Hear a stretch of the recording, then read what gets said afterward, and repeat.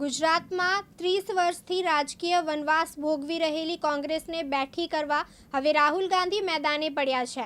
એના ભાગરૂપે જૂનાગઢની ભવનાથ તળેટીમાં શહેર જિલ્લા કોંગ્રેસ પ્રમુખની તાલીમ શિબિર ચાલી રહી છે। સ્થાનિક નેતાઓને માર્ગદર્શન આપવા માટે 12 સપ્ટેમ્બરે રાહુલ ગાંધી પણ આવ્યા હતા।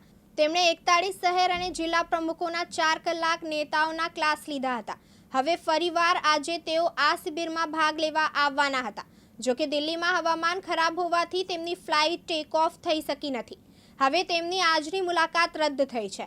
હવે તેઓ આવતીકાલે આવે એવી શક્યતા છે। તો બીજી તરફ આ શિબિરમાં ગીર સોમનાથ જિલ્લા પ્રમુખ પુંજાભાઈ વંશ ગેરહાજર રહ્યા છે। પુંજાભાઈ વંશ દ્વારા પ્રથમ દિવસે હાજરી આપવામાં આવી હતી।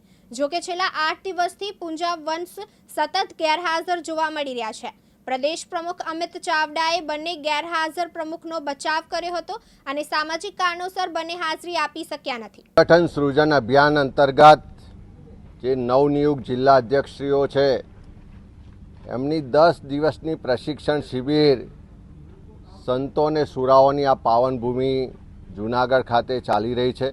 અને આપ સૌ જાણો છો એમ એના શુભારંભના દિવસે એટલે કે 10મી સપ્ટેમ્બરે ઓલ ઇન્ડિયા કોંગ્રેસ કમિટીના રાષ્ટ્રીય અધ્યક્ષ આદરણીય મલ્લિકાર્જુન ખરગે સાહેબે ઉપસ્થિત રહીને પ્રોત્સાહિત કર્યા હતા, માર્ગદર્શન આપ્યું હતું અને શિબિરનો શુભારંભ કરાવ્યો હતો।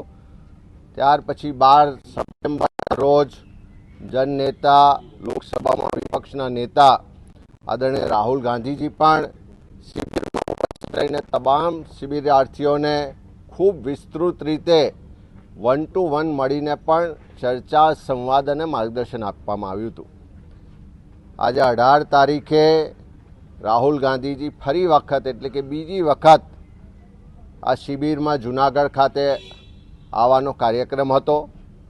પણ જે રીતે દિલ્હીમાં ખરાબ વાતાવરણને કારણે સમયસર એમની ફ્લાઇટ ટેક ઓફ નહીં થઈ શકવાને કારણે એમનો કાર્યક્રમ આજનો મુલતવી રહ્યો છે, રદ રહ્યો છે।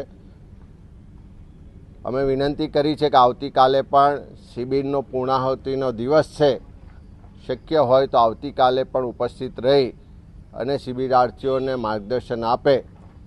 એમણે વિનંતી માટે હકારાત્મક વાત કરી છે, પણ આજ સાંજ સુધી જો આવતીકાલે એમનો આવવાનો કાર્યક્રમ થશે તો એની જાણ સમયસર બધાને કરવામાં આવશે।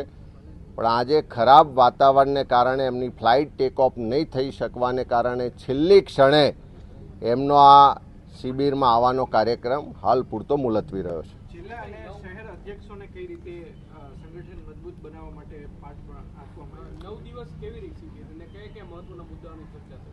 10મી સપ્ટેમ્બરથી શરૂઆત કરીને 19મી સપ્ટેમ્બર સુધી આ પ્રશિક્ષણ શિબિરમાં જિલ્લા પ્રમુખશ્રીઓને વિવિધ વિષયોના નિષ્ણાતો દ્વારા અલગ અલગ ક્ષેત્રના અનુભવી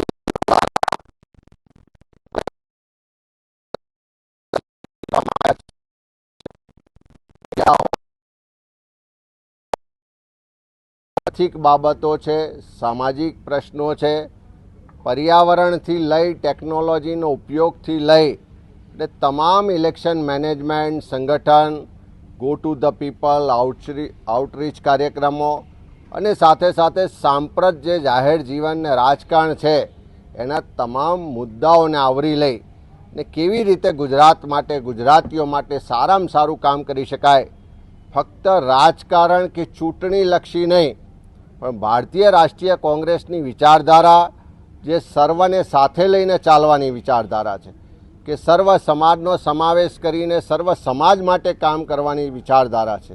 કોઈ પણ ઊંચ નીચ કે કોઈ પણ જાતિ, ધર્મ, ભાષા, પ્રાંતના ભેદભાવ વગર તમામ વર્ગ વિસ્તારના લોકો માટે કામ કરવાના એક આયોજન સાથે, રણનીતિ સાથે આગળ વધવા માટે આ પ્રશિક્ષણ શિબિરમાં વિસ્તૃત રીતે પ્રશિક્ષણ આપવામાં આવ્યું છે।